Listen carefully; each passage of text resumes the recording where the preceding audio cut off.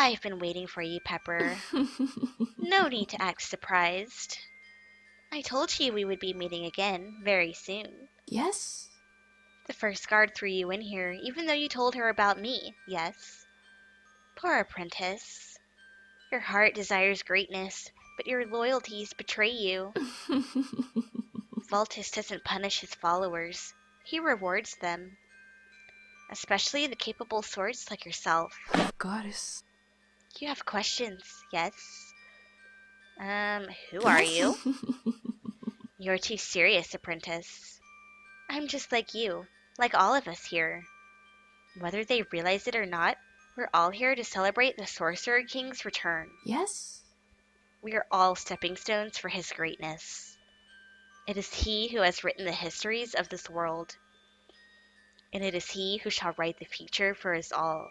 Goddess. Why steal the Monostone? Even a farm boy like yourself has heard of the Monostone, yes? No? You're amusing, to say the least. Of Goddess. The truth is, no one but the Sorcerer King understands the mystery behind the stone. Some say it gives eternal life. Others say the Monostone produces unlimited magical energy. I have even heard it can be used to summon dragons. Yes? Perhaps we would know more if that thief Durandal hadn't stolen it for himself. Whoa, what? You honestly believe that vagabond wizard can be trusted with such power? Goddess. That you kind of dropped a bombshell there. What do you want with me? Yes? The wizard told you his little scheme, yes? Oh, he did not. Perhaps it is ignorance rather than bravery that pushes you forward. Either way, you'll find out soon enough. I'm not one to spoil a surprise party. So lame. Hey, no talking aloud. This is a creative space to explore the darkness within your own hearts. And that's something you have to do alone, by yourself. Like dancing at 3 in the morning. Whatever. So lame. Here's your evening meal. It's a bowl of freshly squeezed blood. What? Enjoy the taste of death. Reluctantly accepting the Gothguard's food offering, you look into the bowl. Having unintentionally worked for a vampire in the past, you quickly realize it's not blood at all. This isn't blood, it's just tomato soup. So lame. I know. But it would have been cool if it really was blood, though, huh? Yes. You wish for bloodshed, yes? The prisoner's words send a chill up your spine. Oh. Wishes don't come true for Goths, only curses. I need to write that down. As the Gothguard walks away, the prisoner's piercing gaze returns to you. Blood will shed, apprentice. Shall it be yours or hers? Oh. What? Don't look at me. It's not my fault you don't have any visitors. So lame. Maybe you shouldn't have been so antisocial. That's my job as the Goth, after all. As night falls, the prison tower becomes cold and quiet. While you eventually manage to fall asleep, your dreams are filled with terrifying images.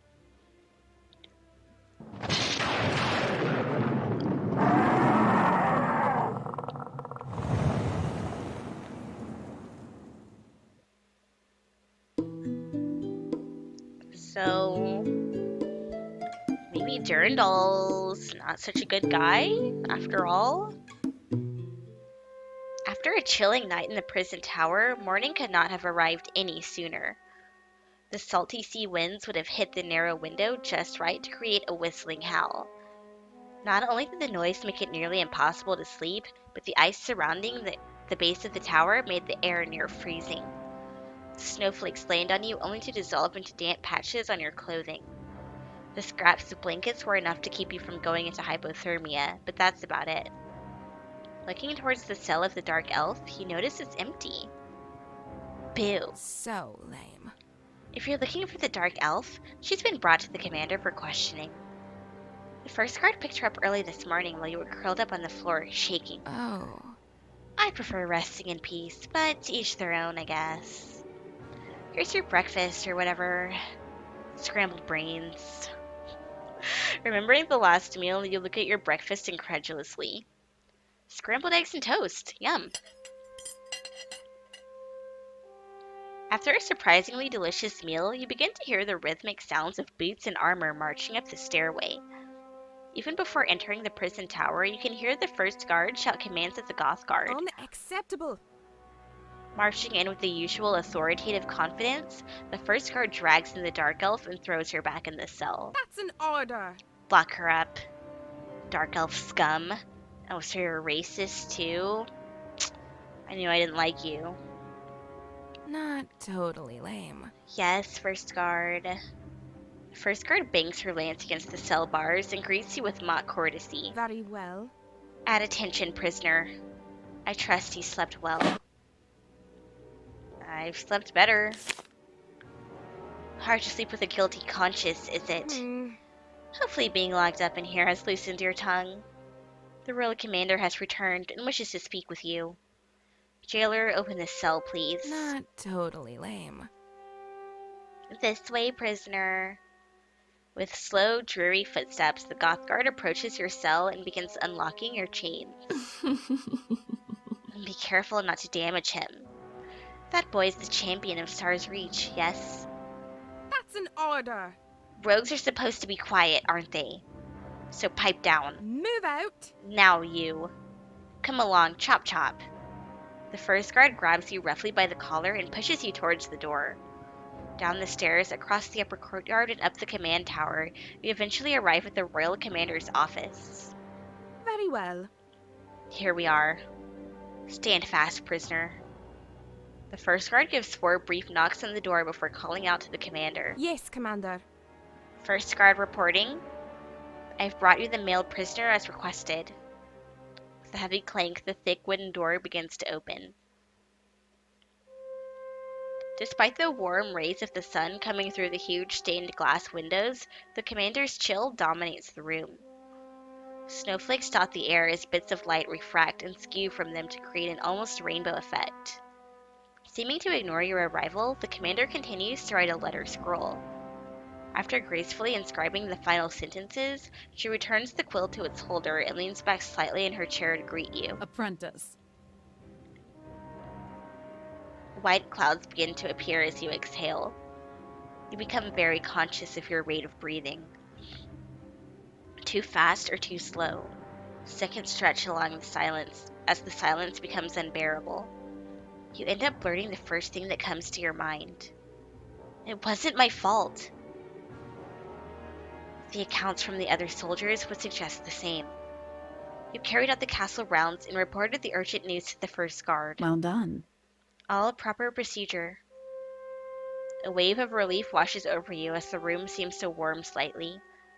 After visibly exhaling, you notice the commander's attitude has not changed. I must consider.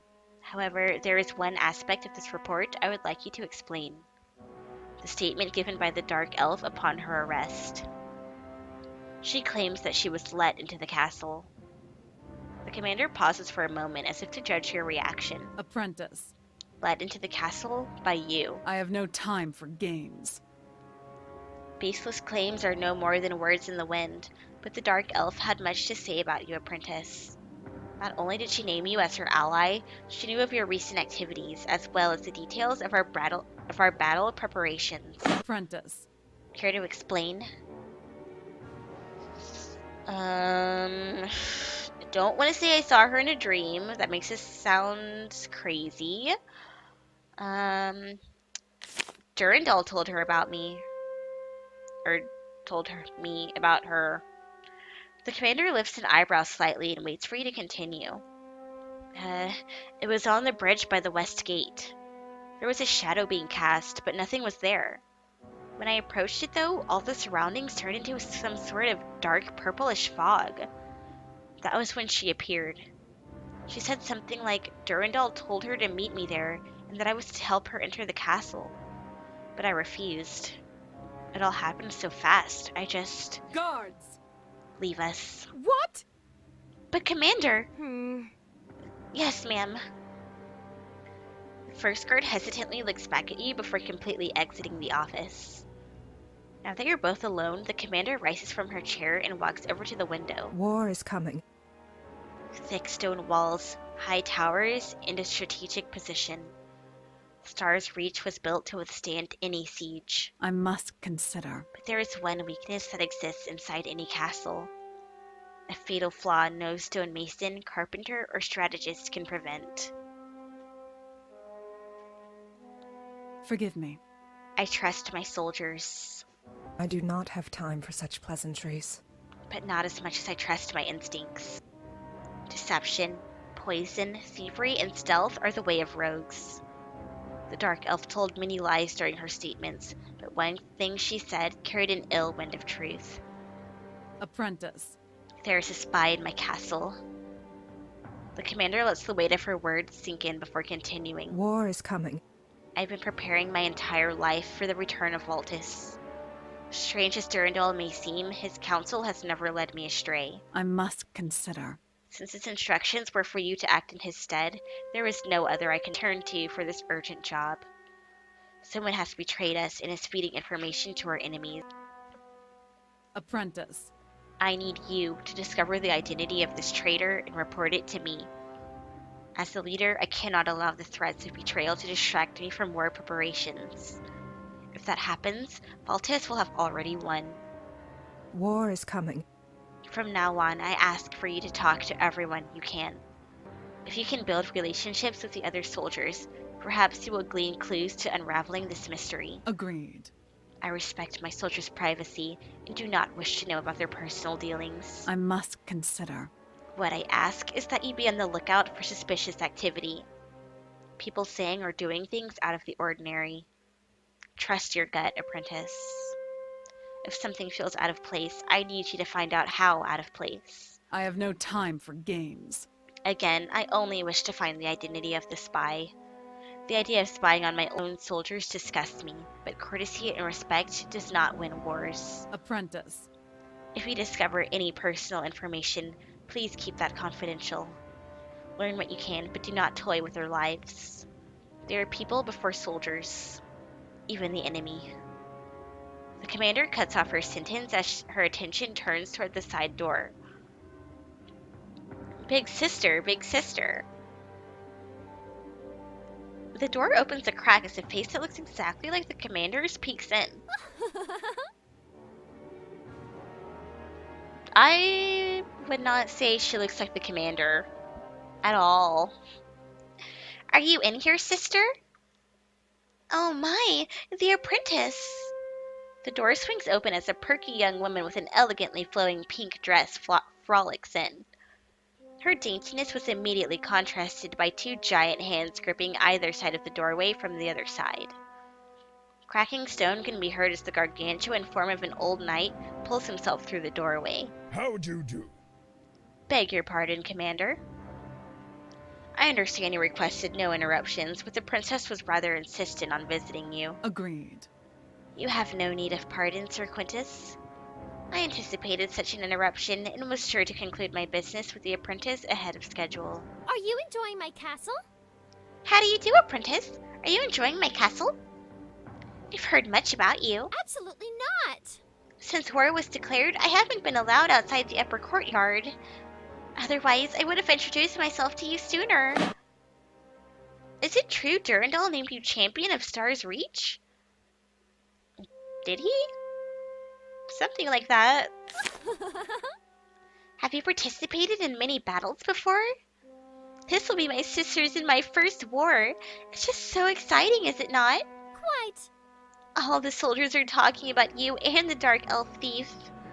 Some of them are saying you and her. Silence. Forgive the apprentice, dear princess. Forgive me. He was just leaving. Absolutely not. Oh, come on, big sister. That's not fair. I only just got here. Absolutely not. Forgive my much older sister, apprentice. Just because war was declared doesn't mean we can't have fun. So exciting, is it not? Come find me later so we can chat some more. I'd love to hear what it's like growing up on a farm. Apprentice. Oh, an apprentice. Do not forget the urgent job I have tasked you with. Ta-ta. Bye, Hi, apprentice! Before you can finish waving goodbye, the first guard begins escorting you out the door. Move out! You heard the commander. Let's go, apprentice. As the first guard opens the door for you to exit, you're surprised to see someone on the other side. Huh? Yeah? Another cat girl. Alright. Being first out the door, you were the only one to catch a glimpse of the black cat before it scurried off. What? What was that? Was someone listening from beyond the door? Never mind. Just keep moving. Once we get to the upper courtyard, you'll be free to go. That's an order! Now quit lollygagging and looking back at me. Don't you owe me an apology? Just saying. Get a move on, soldier. Down the stairs. 1, 2. Very well. Here is where I will leave you. Thank you for your participation in the Dark Elf Thief investigation. Well, things got kind of serious there. I was not expecting that. I am a little surprised with how the story has taken off, so we have to find a traitor in the castle. If I had to say right now who I'm thinking, it would be Celeste. But that's probably just because I don't like her. Although, to me, it's like the people who are the first to accuse others are usually the most suspicious ones themselves. That's how I usually see things. So she's on my list. Nice, we have a new location available. What is it? The Royal Tower. Okay. Well, let's save because I have not had a chance to do that in a while.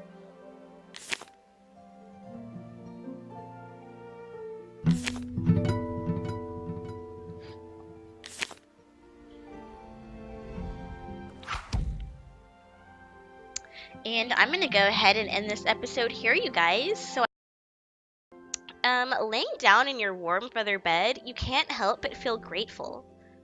Sleeping on the ground isn't the most comfortable, but grass and earth are softer than the cold stone of the prison tower. No, it wasn't just the feeling of being back in your bed after a bad holiday. It was more than that. It was the feeling of being at home. A feeling you haven't had in a long time. Maybe I do belong here. Maybe I can finish this apprenticeship. Could she really mean it this time? Or will this end up as another failed apprenticeship? The small farm boy in the big castle would have to wait for the answer, but he didn't care. His mind had already begun to race, thinking back on the new friends and memories he had made this past week. From Sub-Zero superpowers to sugar plum bunnies. Two-sided scientists to fantastical felines. Busty bladed babes. Cringe. I don't like referring to women as babes. To angsty archer attitude. Winged working women to dangerous dark elves. While there were far too many thoughts to focus on one, there was one thought that kept repeating in the apprentice's mind. So much so that it made him want to burst out of the blankets in excitement. I can't wait for another exciting day at Star's Reach.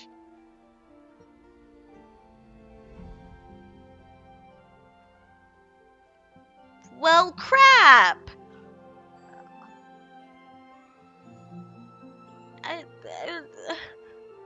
That's it. That's really it. Okay. And here I was, like, about to record a whole episode on this game, like, find out who the traitor was, find out more about the Dark Elf. No. We will be doing none of that because the game is now over. Well, it makes me really sad. Well, as the credits roll, I guess I will talk a little bit about Chapter 1. I actually really like this game. It's a lot of fun. It's super pervy and really silly, but I kind of like that about it because it's like you don't have to take it too seriously. You know, you can just have fun playing it. And a game like that is good to have every once in a while, especially if you play a lot of serious games. Oh, we have a post-credit scene.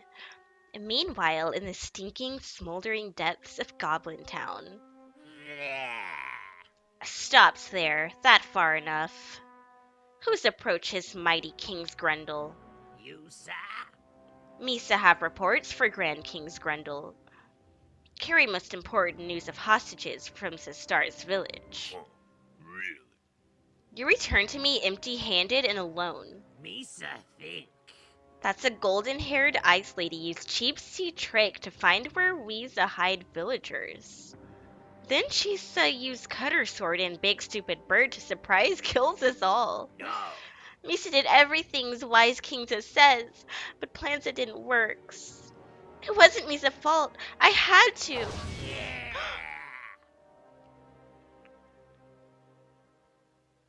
That's his eyeball. I don't think so. And that is a huge blade.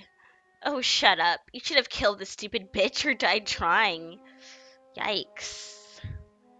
The only thing that didn't go according to our master's plan was that you came back alive. Oh, yeah. Alright, that means it's time for Stars Reach to see a leader that can really sparkle. Ready my carriage bin and polish up the rims extra shiny. Yep. Right away, your majesties. Where are we goings? To Stars Reach Castle, like I just said.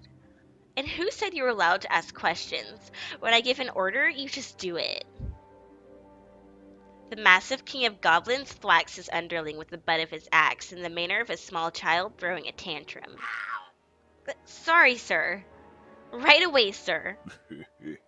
I can't wait to see the look on Captain Bree's face when she sees what I've done with her sword.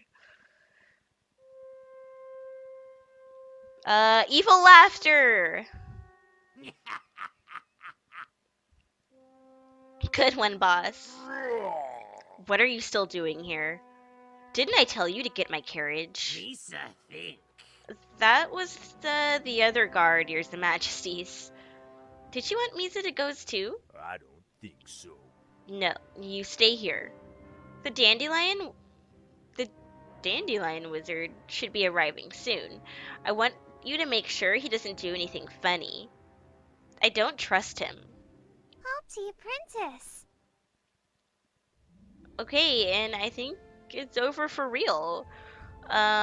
So big evil goblin guy coming to attack Star's Reach. Well, I'm really sad that this is over so unexpectedly, but as I was saying, I really enjoyed playing this game, and without question, I will be playing Chapter 2 whenever that comes out. I don't know when that'll be, but I hope it's soon. So I hope you guys enjoyed this series, and if you did, don't forget to leave a like on this video, and I'll see you guys next time. Have a great day!